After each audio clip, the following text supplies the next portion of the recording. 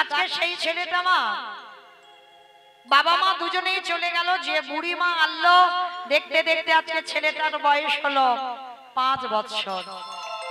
আর 5 বছরের ছেলে আজকের কি করেছে জানো মা? এই 5 বছরের ছেলেটা হঠাৎ দৈব দুর্ঘটনায় যে মা মানুষ করছিল, ওই মায়ে 3 দিনের জ্বরে দৈব দুর্ঘটনায় মায়ের মৃত্যু হয়ে গেল। কত পরীক্ষা দিতে হচ্ছে দেখো একজন ভক্তকে। যে মা মানুষ করলো তাকেও চলে যেতে হলো। আর যখনই মৃত্যু হয়ে গেল, একা হয়ে গেল। ছোট্ট ছেলেটা যার বাড়িতে যায় দুটো খাবার জন্য, সে দূর দূর করে তাড়িয়ে দেয়। সে দেখার সঙ্গে সঙ্গে বলে দেয়, এই যে এই ছেলে, জন্মের আগে বাবাকে খেলি, জন্ম নিয়ে মাকে খেলি, আবার যে বুড়ি মা মানুষ করলো তাকেও তুই খেলি। কেউ দেব না ওকে খেতে, বেরিয়ে যা, এক্ষুনি দূর হয়ে যা বাড়ি থেকে। 3 দিন হয়ে গেল, ওই ছোট্ট 5 বছরের বালক কিছু খায়নি। ও মায়েরা, আমরা একদিন উপবাস করলে আমাদের কত কষ্ট হয়। আর কোন সন্তান যদি বাবা 3 দিন উপবাসে থাকে, তাহলে তার না জানি কত কষ্ট হয়। তা আজকের সেই ছোট্ট ছেলেটা 3 দিন 3 রাত কিছু খায়নি। বসে বসে গাছতলায় কাঁদে আর বলে, দয়াময়, আমি যদি একবার জানতে পারতাম তোমারে ভালোবাসলে তার এই দশা হয়, আমি কোনদিনই তোমারে ভালোবাসতাম। দয়াময়,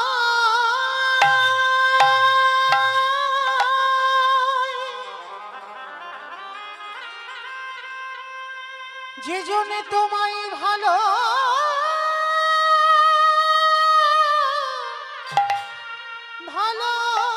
ভালোবাসে,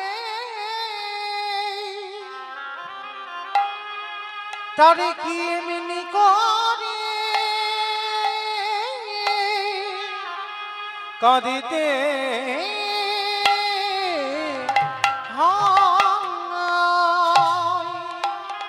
নয়ন জলে বুক ভাসিয়ে কাঁদছে।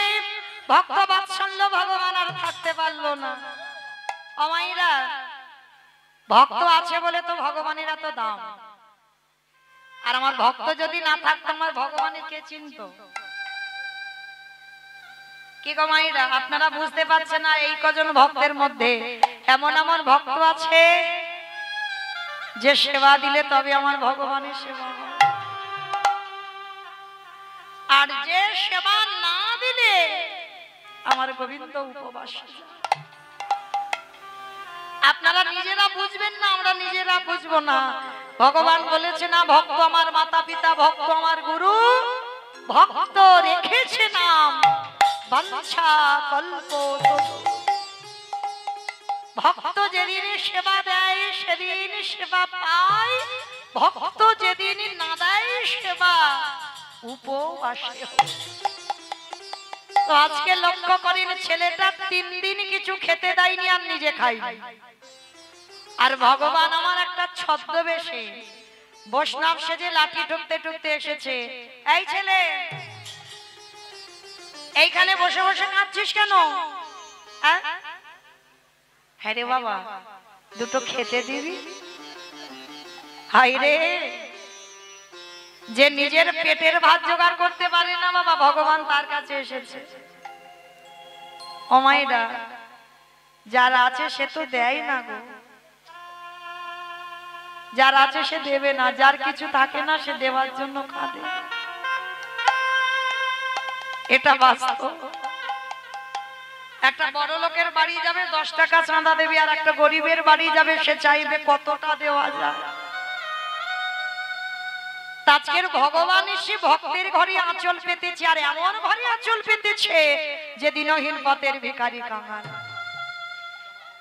যার কিচ্ছু পড়ে নেই।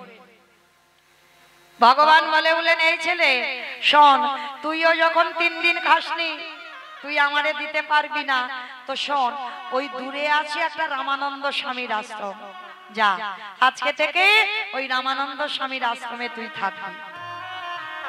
ছোট্ট ছেলেটা ভগবান বলে চিনতে পারলো না, ভাবলো সাধারণ কোনো বৈষ্ণব, আর ভেবে বাবা ছুটতে ছুটতে সেই রামানন্দ স্বামীর চরণে যাচ্ছে।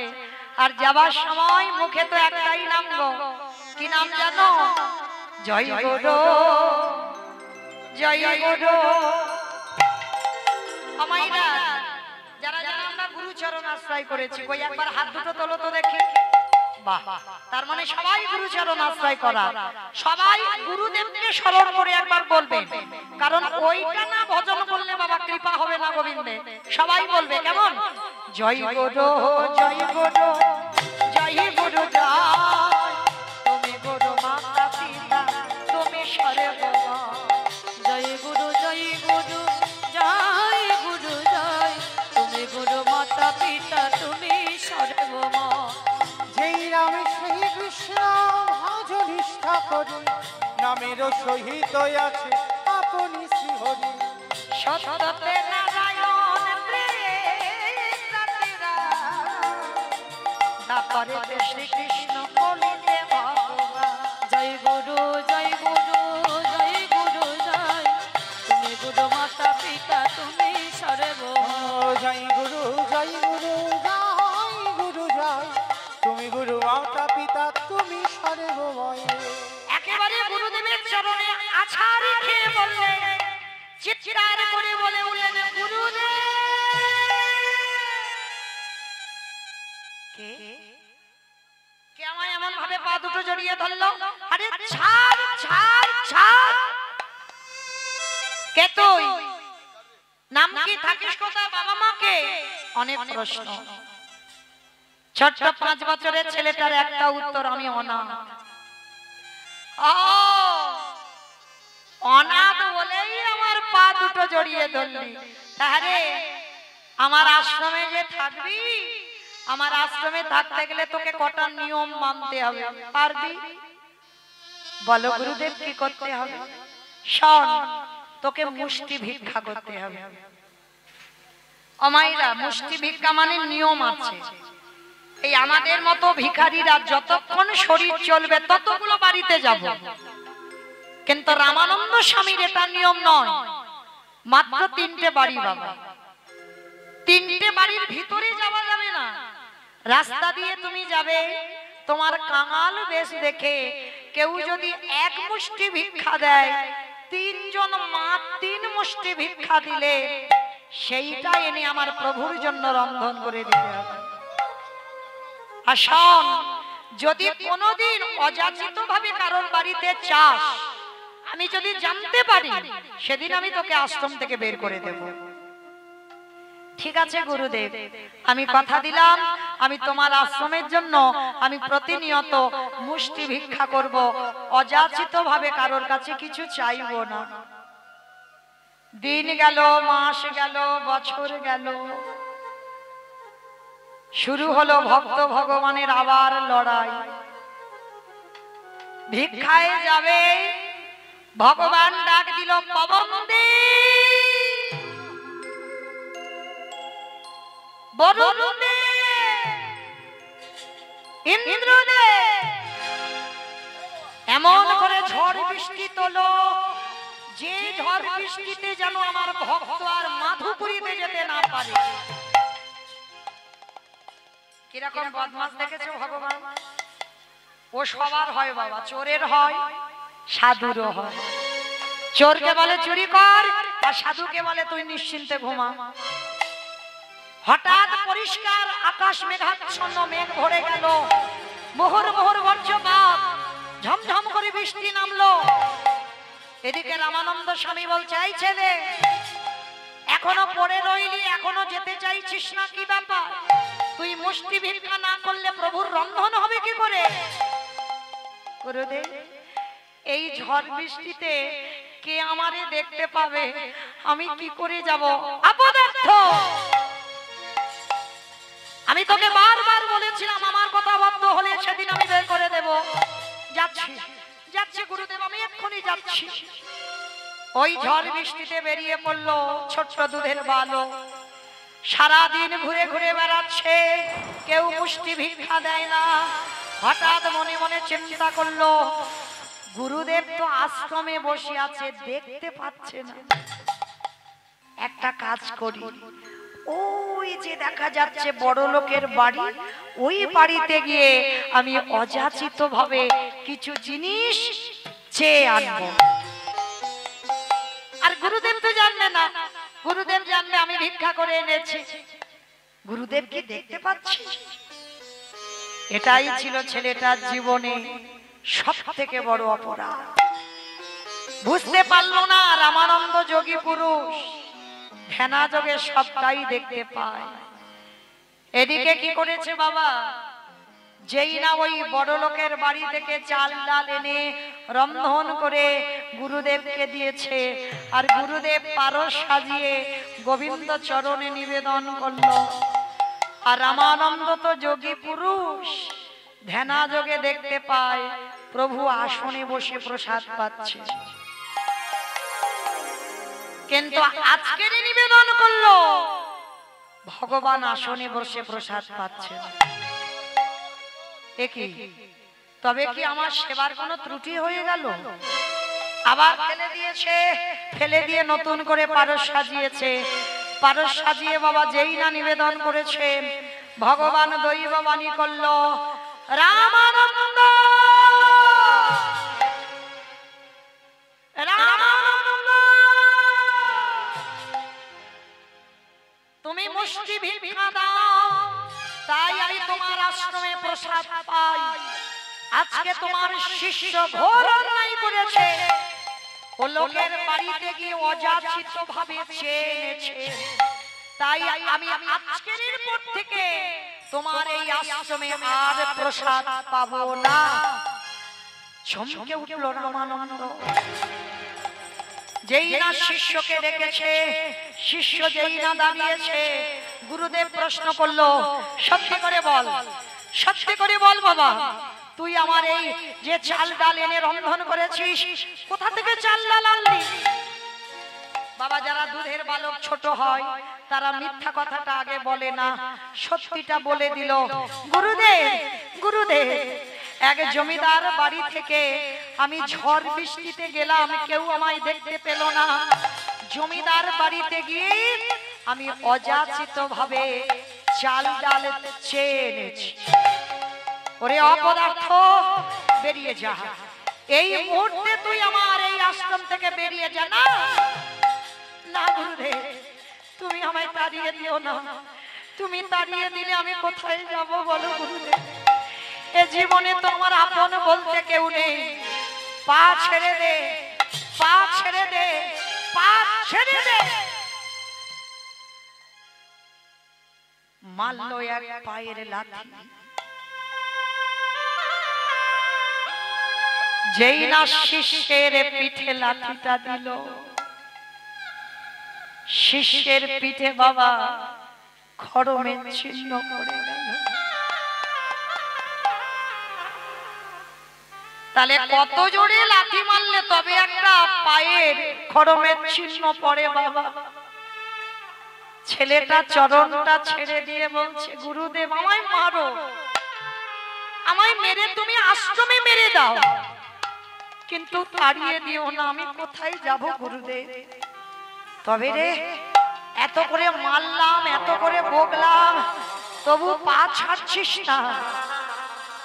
তবে শোন ছেলে, গুরু বাক্য অমান্য করার অপরাধে, গুরুদেবকে ভজন থেকে সরিয়ে দেওয়ার অপরাধে আমি তোকে অভিশাপ দিলাম। যে শিষ্য গুরুদেবকে ভজন থেকে সরিয়ে দেয়, সেই গুরুদেব হয়ে তোকে অভিশাপ দিলাম, এর পরের জন্মে তোকে যেতে হবে একটা মুচির ঘরে। যেই না বললো মুচির ঘরে, শত মুচি নয়, গুরুদেবের এত ক্রোধ এসে গেল, অভিশাপ দিলাম, আজকে 24 ঘন্টার মধ্যে তোর জন্ম হয়ে যাক শেষ।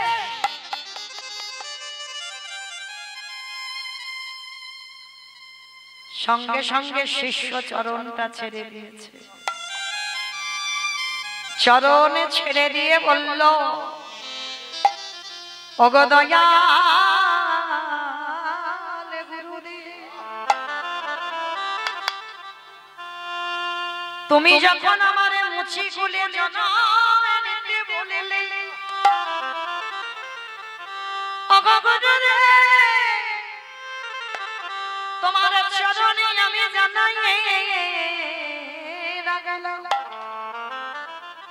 আমি রাম জানি না, আমি কৃষ্ণ জানি না, আমি নারায়ণ জানি না, ওগো দয়াল গুরুদেব আমি উচ্চ কুলে যাই আর নিজ কুলে যাই, আমি যে কুলে জন্ম দেই না, আমি যে কুলে জন্ম যাই না কেন, তব চরণে আমার নিবেদন গুরুদেব, আমি রাম কৃষ্ণ নারায়ণ কিছু জানব না, ওগো গুরুদেব আমি যেন রামানন্দ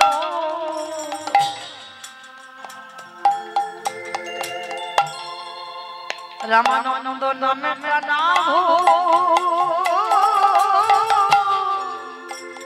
ভুলে আমি আর তো কিছু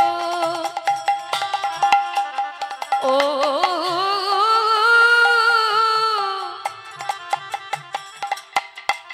আমি আর তো কিছু নানা চাহি না গুরুদেব, আমি যেন রামা নন্দনা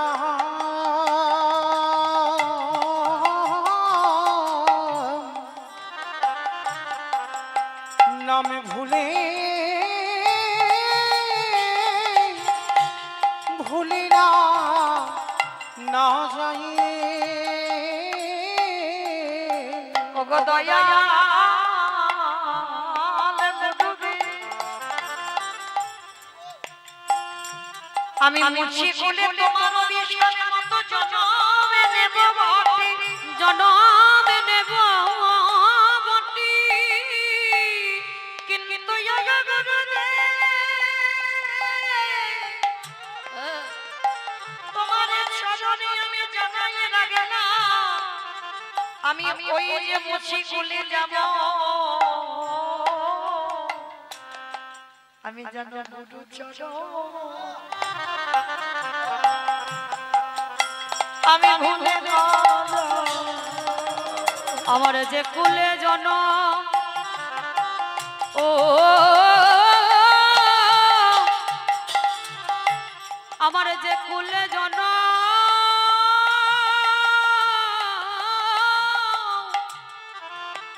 জন্ম হোক না কেন, ওগো গুরুদেব আমি যেন গুরু চরণে ভুলে না যাই। গুরুদেব অবাক হয়ে গেল, যাকে আমি লাথি মারলাম, যাকে অভিশাপ দিলাম, তবু বলছে গুরুদেবের চরণ ভুলবো না। শিষ্যকে বুকে ধরে বলল, খোকা রে, এই জন্মে তোর মতো শিষ্যকে আমি অভিশাপ দিয়ে ফেললাম, কিন্তু ওরে খোকা রে, পারিস যদি গুরু চরণে বসে তুই ক্ষমা করে দিস। গুরুদেব এই যে তুমি আমার এই অভিশাপটা দিয়েছো না, যে আমার আজকেই জন্ম শেষ, এটাই আমি খুশি, কারণ আমি গুরু চরণ ছেড়ে থাকতে পারবো না। হরি বল। ভালোবাসা অনেক রকমের হয় গো, অনেকে ভগবানকে ভালোবাসে, কোন নারী পুরুষকে ভালোবাসে, কোন পুরুষ নারীকে ভালোবাসে, আবার অনেক অনেক শিশু আসে গুরুকে ভালোবাসে। যে গুরুদেবের বিরহ সে সহ্য করতে পারবে না, তার শিষ্য বলল, গুরুদেব এই যে আমার অভিশাপ দিলে আজকেই আমার জন্ম শেষ, এতে আমি খুব খুশি। কেন জানো গুরুদেব? তোমারে বিরহ, তোমারে ছেড়ে থাকার বিরহ, আমি যে এক পলক সইতে নারি। কি গো মায়েরা, যেমন আমার রাধারানীর ভালোবাসা ছিল না, এক পলক না দেখে থাকতে পারত না। ওই ললিতা বিশাখাকে বলতো, সজনী রে, এই জগতে রামায়ণ মহাভারতের কথা শোনার মানুষ মেলে, পিতানন্দ রাজা যশোমতির প্রেমের কথা শোনার মানুষ মেলে, শ্রীদামাদি গোপ গোপীগণের ভালোবাসার কথা শোনার মানুষ মেলে, কিন্তু আমারে বধুর ভালোবাসার কথা শোনা এই জগৎ সংসার মাঝে কথা শোনার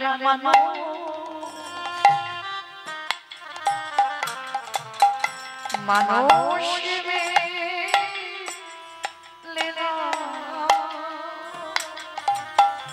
এ জগতে কৃষ্ণ কথা বলার মতো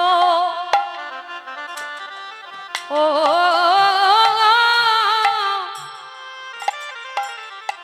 কৃষ্ণ কথা বলার মতো মানুষ মেলে বটে, কিন্তু কৃষ্ণ কথা শুনবার মতো তেমন মানুষ মেলে না। তাহলে মাইরা আজকের গুরু শিষ্যের এইরকম প্রেম থাকে, তাই এবার ছেলেটা যেই না গুরুদেবকে বলে ছুটতে ছুটতে ঠিক দুপুরবেলা বারাণসী নদীর জলে স্নানে নামলো। আর যখনই নদীর জলে স্নানে নামলো, ছেলেটা পা পিছলে, বাবা মৃত্যু যদি কপালে লেখা থাকে, তুমি ঘরের দরজা বন্ধ করে থাকলেও মৃত্যু হবে, ও কেউ রোধ করতে পারবে না। ছেলেটা স্নানে নামলো, পা পিছলে গিয়ে বারাণসী নদীর জলে প্রাণ ত্যাগ হয়ে গেল। আর ওই ছেলে মৃত্যুর পর বারাণসী পাশেই যে জায়গাটা, সেইখানে ওই ছেলেটার জন্ম হলো। অমাইরা ছেলে আসছে কোথায়? নতুন করে জন্ম হলো কাশীধামে। কাশীধামে কাশীধামে জন্ম নিল ভক্ত রোহিদাস। উলুধ্বনি মা।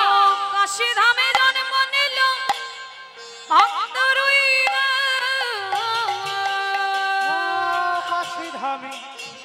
কাশীধামে জন্ম নিল ভক্ত রুইদাস।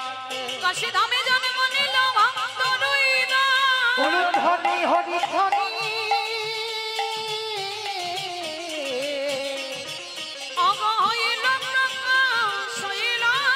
এবার উলুধ্বনি হরিধ্বনি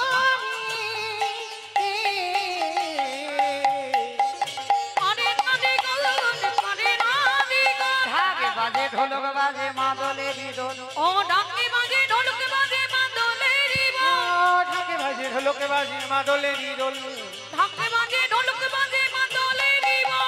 উলুধ্বনি শঙ্খধ্বনি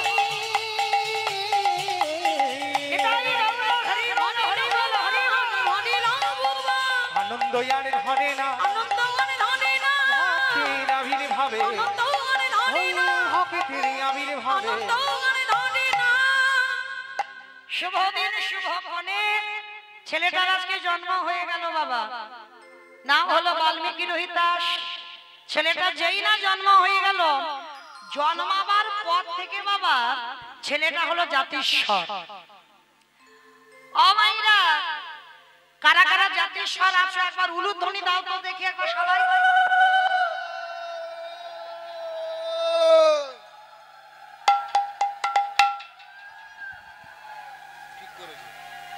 জাতিস্বর ভর্তি একেবারে। ওমা, এখানে এত জাতিস্বর এই জানা ছিল না বাবা। আমাদের দাদা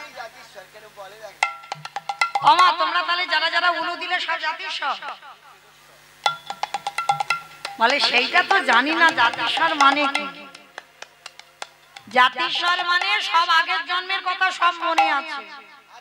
মানে কে তোমার স্বামী ছিল, কটা ছেলে পুলে ছিল, তোমার বাড়ি কোথায় ছিল, সব মনে থাকবে, তাদেরকে বলি জাতিস্বর।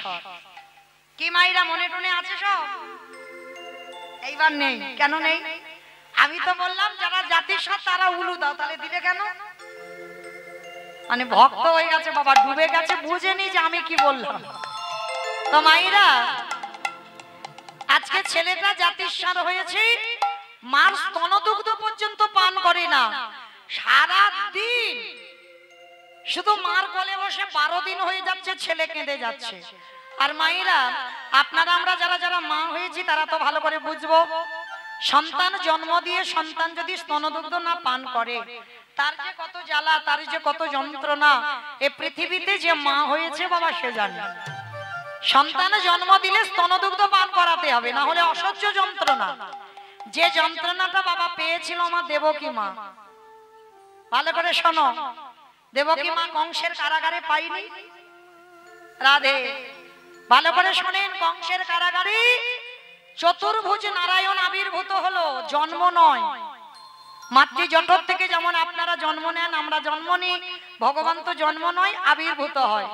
কংসের কারাগারে আবির্ভূত হলো, আর যখনই আবির্ভূত হলো এইবার বাবা বসুদেব মাথায় করে নিয়ে কৃষ্ণকে নন্দালয়ে চলে গেল। কিন্তু কারাগারে যে কি ঘটলো এইটা তো আমরা জানি না। ওইদিকে তো নন্দ উৎসব হলো জন্মাষ্টমীর পরের দিন, কিন্তু কারাগারে কি হলো এটা কি জানো? জানো না তো?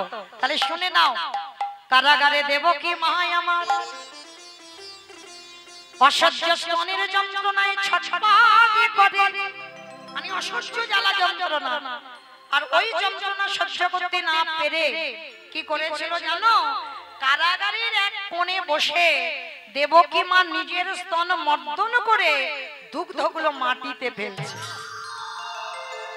যখনই মাটিতে ফেলছে ছোট ছোট পিঁপড়ে এসে দুধগুলো খাচ্ছে, আর যখনই দুধগুলো খাচ্ছে না দেবকী মা রেগে গিয়ে অভিমান বশত অভিশাপ দিয়েছিল, পিঁপড়ে তোরা আজকে আমার গোপালের আমার সন্তানের সেবার বস্তু তোরা পিঁপড়ে পান করলি, অভিশাপ দিলাম যতক্ষণ মন্দিরে ভোগ বসবে ততক্ষণ তোরা সেবার অধিকার পাবি না।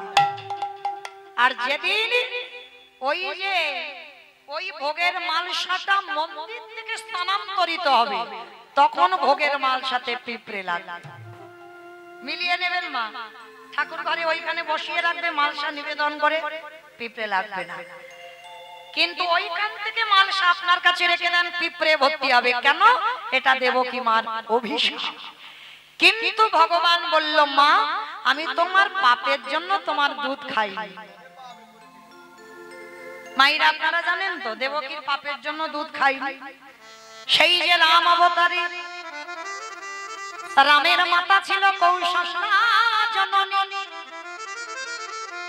রাম যদি 14 বছরের জন্য বনবাসে যাবে, ভরত জননী কইকেয়ী মা দুধের বাটিতে দুধ এনেছিল রামকে খাওয়াবে বলে, কৌশল্যা এসে দুধের বাটিটা ফেলে দিল।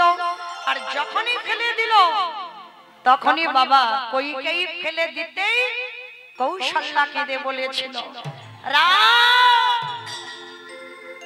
কথা দে বাবা, এর পরের জন্মে খবরদার আমার গর্ভে আসবি না, তবে আসবি তুই, তবে তোর বিমাতা কইকেয়ীর গর্ভে, তবে আসবি রাম, কথা দে কোনদিন মাতৃদুগ্ধ তুই পান করবি না।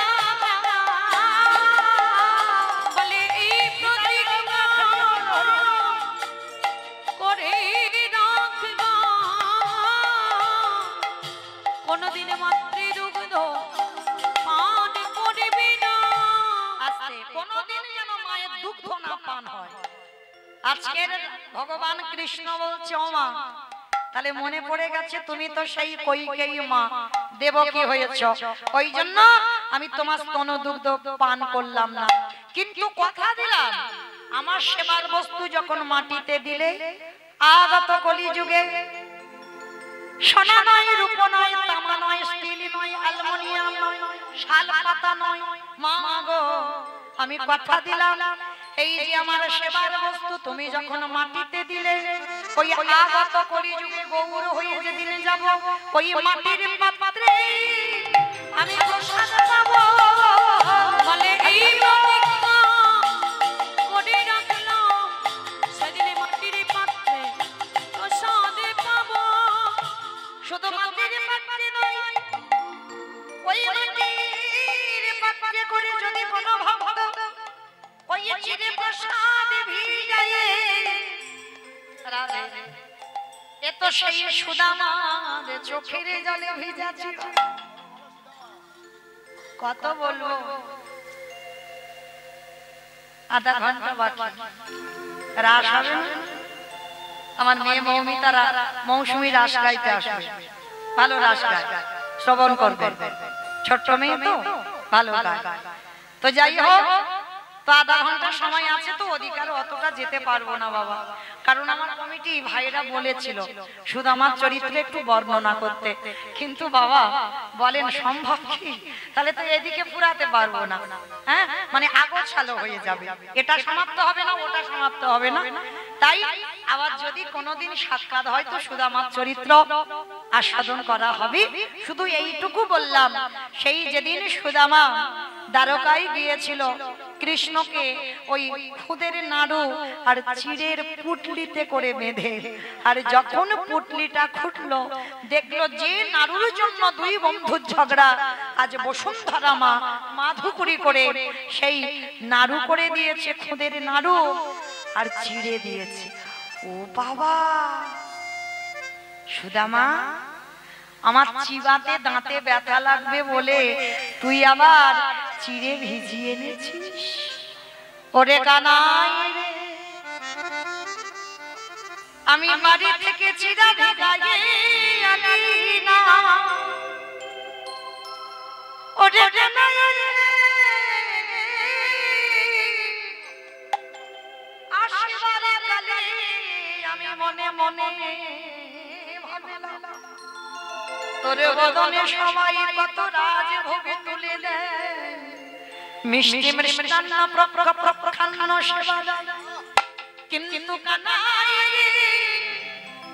এই ভিখারির ভিক্ষে করা ছিড়ে তোর বদনে কেমন করে তুলে দেব? আরে এই কথা ভাবতে ভাবতে যখন রাস্তা দিয়ে আসছিলাম, পুটলিটা ছিল আমার বক্ষের পড়ে, আরে যখন আমার মনে এলো তুই রাজার ছেলে, তখন কি হলো জানিস? আমার চোখের জলে ছিড়ে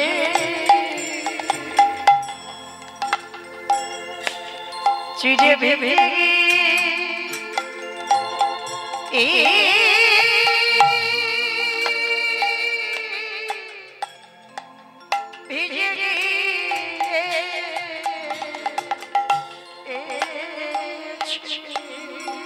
ওরে তোরে কথা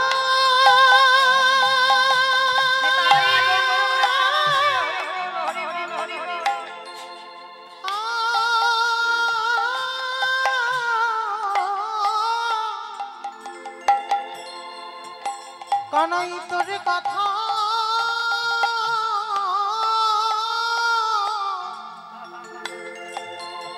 ভাবিতে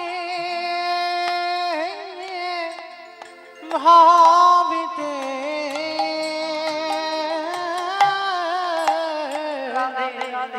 আমার চোখের জলে চিড়ে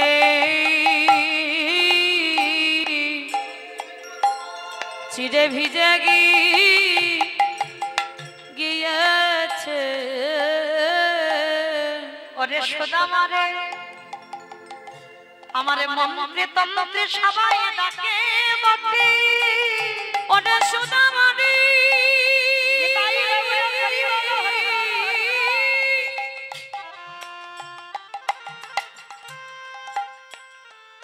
এ জগতে আমায় মন্ত্রে তন্ত্রে সবাই ডাকে বটে,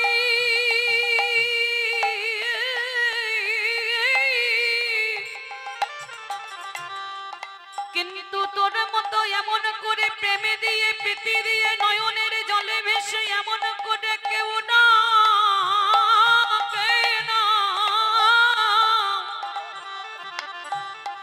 আমি যে নয়নের জলে বড় ভালো ওরে সুদামা তুই তো জানিস না, তুই তো জানিস না এই জগতে মন্ত্র দিয়ে ডাকলে আমি অত ভালোবাসি না, রাজভোগ দিয়ে আমায় ভালো ভালো খেতে দিয়ে ডাকলে আমি পছন্দ করি না। যদি আগে যেন ভাবতো ওই নয়নের জলে দিয়ে কাদা প্রাণে কৃষ্ণ বলে ডাকে। হ্যাঁ কৃষ্ণ তোমার হলো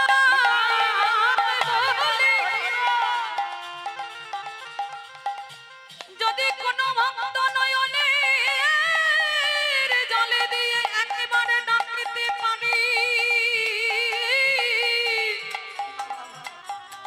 আমি যে এক জন্ম নয় দুই জন্ম নয়, আমি যে জন্মে জন্মে তার চরণের দাস হয়ে যাই। কেন জানিস সুদামা আমি যে ভক্ত বাৎসল্য ভগবান, আমি যে ভক্তাধীন ভগবান, ওই নয়নের জলে বড় ভালোবাসি।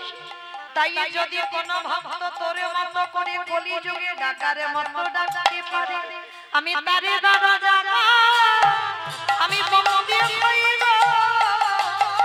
নিতাই গৌর হরি বল। ওই প্রেমে দিয়ে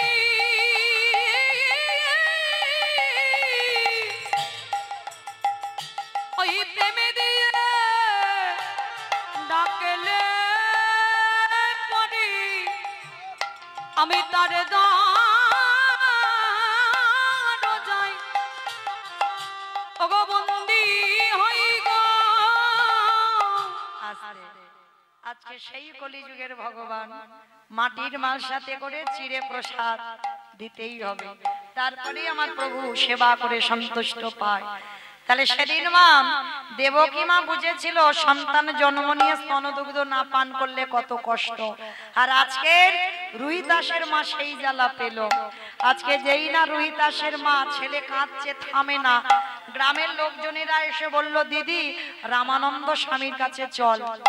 আর যেই না রামানন্দ শুনেছে 12 দিনের ছেলেটা খিলখিল করে হেসে উঠেছে। হ্যাঁ গো রামানন্দ শুনে কেন হাসলো? বলে চলো যাই। এইবার রামানন্দের কাছে নিয়ে গেছে, আর রামানন্দ তো মৃত্যু হয়নি বাবা, শিষ্যের মৃত্যুর পর হয়েছে রুহিদাস। রামানন্দ স্বামী এখনো জীবিত আছে। আর রামানন্দ স্বামী যেই না ছেলেটাকে কোলে নিল, আর কোলে নিতেই ছেলেটাকে নিয়ে পিঠে হাতটা বুলিয়েছে। আর পিঠে হাতটা বোলানোর সঙ্গে সঙ্গে চমকে একে সত্যি করে বলে তুই কে? আমায়রা চমকে উঠলো কেন? সেই যে আগের জন্মে লাঠিটা মেরেছিল চিহ্নটা পড়ে আছে। শিষ্যকে নিয়ে বলছে ওরে আমি বুঝেছি তুই আমার সেই শিষ্য, আজ আমার জন্য 12 দিন কিছু খেলি না। আয় বাবা, এক মুখে অভিশাপ দিয়েছিলাম তুই মুচিকুলে যাবি, আর এক মুখে আশীর্বাদ দিলাম জগতে যত কৃষ্ণ প্রেম ভক্তি সব তোর মধ্যে উদয় হোক। এক মুখে অভিশাপ দিয়েছিল, আশীর্বাদ দিল। এইবারে ছোট্ট ছেলে 12 দিনের ছেলে বলল দয়াল গুরুদেব নদীর ঘাটে নৌকা না থাকলে এ ঘাটে থেকে ও ঘাটে যাওয়া যায় না। এই জগতে যারা যারা গুরু চরণ না ধরে ওগো গুরুদেব ওই গুরুরূপী ভান্ডারে বাইতে বাইতে শিষ্যকে নিয়ে চলে যায় গোলক বৃন্দাবনে। আরে গোলক বৃন্দাবনে যদি গুরুদেব নিয়ে যেতে পারে, সেইখানে বসে গুরু চরণ তলে বসে ওই না যুগল চরণ দর্শন হইব। ওই গুরু চরণ সারে কাঁদিলে ওগো যুগল চরণ দর্শন হয় গো। আস্তে এইবার ছেলেটার আশীর্বাদ দিল। আশীর্বাদ দিতে বাবা মা নিয়ে চলে এলো। ছেলেটা দিনে দিনে বড় হলো। রুহিদাসের বাবা মা প্রাণ ত্যাগ হলো। এ জন্মেও চলে গেল। রুহিতাস বড় হলো, ছেলে একটা ব্যবসা শুরু করেছে। ও মায়েরা, আমরা তো লাভের জন্য ব্যবসা করি। কোথায় গেলে কোন ব্যবসাটা করলে একটু বেশি লাভ পাওয়া যায়? রুহিতাসের এই ব্যবসা নয়, ব্যবসা করে কিন্তু লাভের জন্য নয়। প্রত্যেকদিন রুহিতাস 2 জোড়া করে জুতো বানায়। 1 জোড়া ফ্রিতে মানে বিনামূল্যে বৈষ্ণব সেবায় দিয়ে দেয়, আর 1 জোড়া জুতো বিক্রি করে রুহিতাসের সংসার চলে। একটা রাস্তায় ভক্ত যেতে যেতে প্রশ্ন করেছিল, আচ্ছা রুহিতাস, ধরো তোমার 1 জোড়া জুতো বিক্রি হলো না, লাভ লোকসান তো থাকে, রোজ যে তোমার বিক্রি হবে তা তো নয়। ধরো 1 জোড়া তুমি ফ্রিতে দিলে, আর 1 জোড়া যদি বিক্রি না হয়, সেদিন কি তুমি উপবাসে কাটাও? বলে না গো না, উপবাসে কাটাবো কেন? তাহলে কি করো? বলে শোনো, আমারে ঘরে জলধরে মূর্তি বসানো আছে, তার চরণে বসে যেদিন বাহ্যিক জগতের আহারে কিছু জোটে না, ওই চরণ তলে বসে মনে তুলসী ভক্তি চন্দন নয়ন বাড়ি মিশ্রিত করে আমারে গোবিন্দ চরণ তলে দিয়ে সকাল থেকে আর সারা রাত আমি কি পান করি জানো? হরির নামামৃত রস পান করি গো।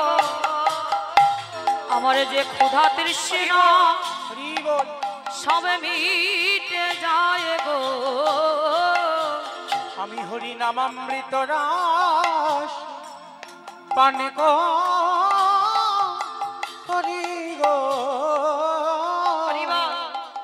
দেখবেন বাবা, যারা ভক্তি জগতে ডুবেছে, খিদে যদি পাই, যেমন আমার এই বাবারা বসে আছেন সব জায়গায়, ওনাদের জন্য বললাম কি গাইবো আমি খুঁজে পাই না, সব জায়গায় পৌঁছে যায়। তাহলে এই যে আমি তো চেনা মানুষ, কিসের দরকার ছিল আসবার? আমার জন্য আসা নয়, এই হরির নামামৃত রস একটু পান করবে।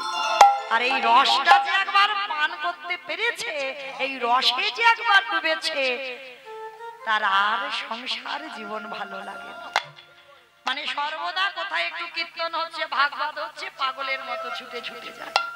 হ্যাঁ, এটাই তাদের মনে হয়। তা সেই রুহিতাস অনেক ভজন জগতে অনেক বড় ভক্ত হয়েছে, সারাদিন হাতে করে কাম, মুখে বলে না। আর এদিকে ভগবান মনে মনে ভাবছে, ও বেটা তো মুচির ছেলে, ওকে তো জাতে তুলতে হবে। কিন্তু কি করে জাতে তুলবো? সমাজ তো মেনে নেবে না, সমাজ তো বলবে ও মুচি, ছোট জাত। কিন্তু ওরা তো সবাই জানে না, মুচি হয়ে সুচি হয় যদি কৃষ্ণ ভজে, যদি কৃষ্ণ সুচি হয়ে মুচি হয় যদি কৃষ্ণ, যদি কৃষ্ণ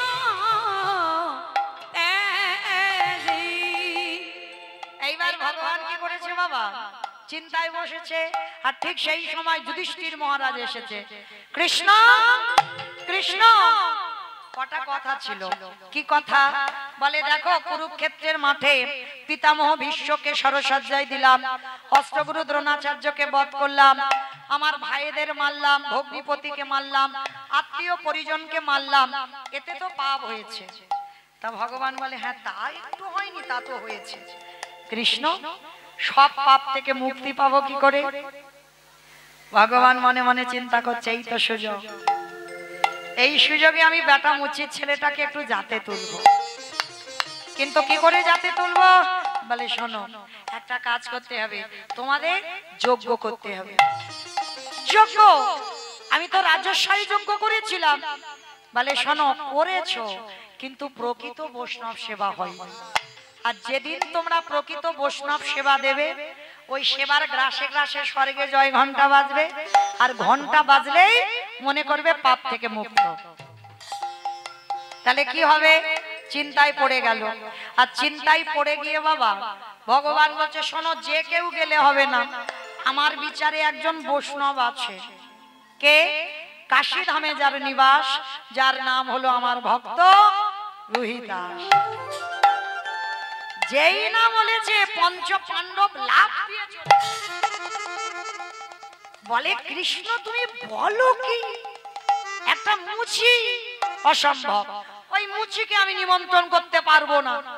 বলে করবে কি করবে না সেটা তোমাদের ব্যক্তিগত ব্যাপার, তবে হ্যাঁ নিমন্ত্রণে যদি যেতে হয় তৃতীয় পাণ্ডব অর্জুনকে যেতে হবে। কেন বাবা?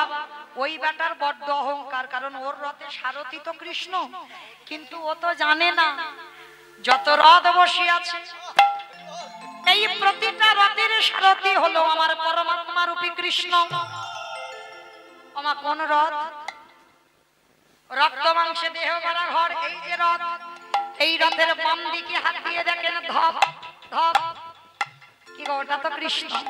তাহলে এই রথের সারথি কৃষ্ণ, ওইটা আছে বলে এই রথের এত দাম। আর ওইটা যেদিন চলে যাবে বলো হরি হরি বলো হরি হরি। তাহলে রথের সারথিটা চালাচ্ছে তো আজকের ভগবান যেই না বলেছে অর্জুন যাবে, অর্জুন বলছে কৃষ্ণ ও বেটা যাতে ধারে কাছে আসতে না পারে তার কায়দা একটা করে আসে। বেদনা হারে জয় শ্রী মোরারে নম নম প্রভু নম নম। বেদনা হারি জয় শ্রী মুরারে নাম নাম প্রভু নাম নাম। সন্ধ্যা সকালে ডাকি যে তোমারে, সন্ধ্যা সকালে ডাকি তোমারে। বহরিরি মাঝারে বেদনা হারে জয় শ্রী মুরারে নাম নাম প্রভু নাম নাম।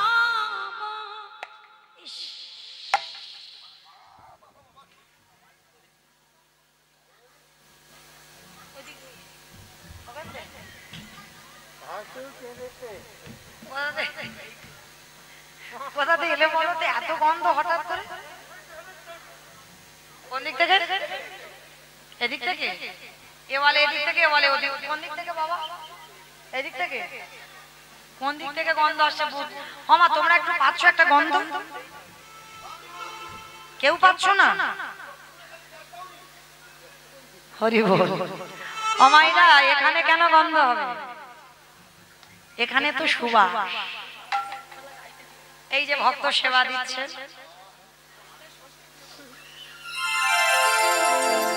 হ্যাঁ সেবা ষষ্ঠী পুজো হচ্ছে সেই কখন থেকে বাবা। ধন্য আমার কমিটি দাদাদের ধৈর্য বলিহারি। সেই আমি ওটা থেকে প্রসাদ হয়ে, যদিও বা প্রসাদ নয় সেবা হচ্ছে, তবু আমি পরবর্তীতে আমি একটা অধম কীর্তনিয়া বলে যাই। ভক্ত সেবা হচ্ছে যেহেতু, কিন্তু সাধুগুরু বৈষ্ণব সেবার জন্য কিছু ব্যবস্থা যেন পরবর্তী বছরে, এবছর তো হয়ে গেল করার কিছু নেই, পরবর্তী বছরে আমি আসি বা না আসি বৈষ্ণব সেবার জন্য কিছু ব্যবস্থা রাখতে হবে। কারণ ভক্ত সেবার জন্য ভক্ত সবাই, কিন্তু বাবা যারা সাত্বিক আহার করি আমরা তাদের জন্য একটা ব্যবস্থা রাখতে হবে। যারা সাত্বিক আহার করে না তারা তো ওখানে পেতে পারবে, আর যারা সাত্বিক আহার আমরা করি আমরা তো পেতে পারবো না। ওই জন্য আমার কমিটি দাদাদের বলে যাব, সে 50 জন হোক আর 30 জন হোক আর 20 জন হোক, পরবর্তী বছরে কোনো বৈষ্ণব দিয়ে যেন একটু বৈষ্ণবদের জন্য আমার ভগবানের জন্য অন্ন প্রসাদী হয়। এইটুকু তোমাদের চরণে আমার মতো অধম কীর্তনিয়ার নিবেদন। নিতাই গৌর প্রেমানন্দে হরি বল। কারণ এটা আমার কথা নয়, লীলা শুনলে বুঝতে পারবেন। যাই করো না কেন বৈষ্ণব সেবা দিতেই হবে, যাই যজ্ঞ করো না কেন, যাই অনুষ্ঠান করো না কেন বৈষ্ণব সেবা দিতে হবে, তবে পরিপূর্ণ ফল। কেমন? আজকে দেখেন এইবার গন্ধটা আসছে কোথা থেকে? মুচি পাড়াতে অর্জুন গেছে রুইদাসের দরজার ধারে গিয়ে বলছে, রুইদাস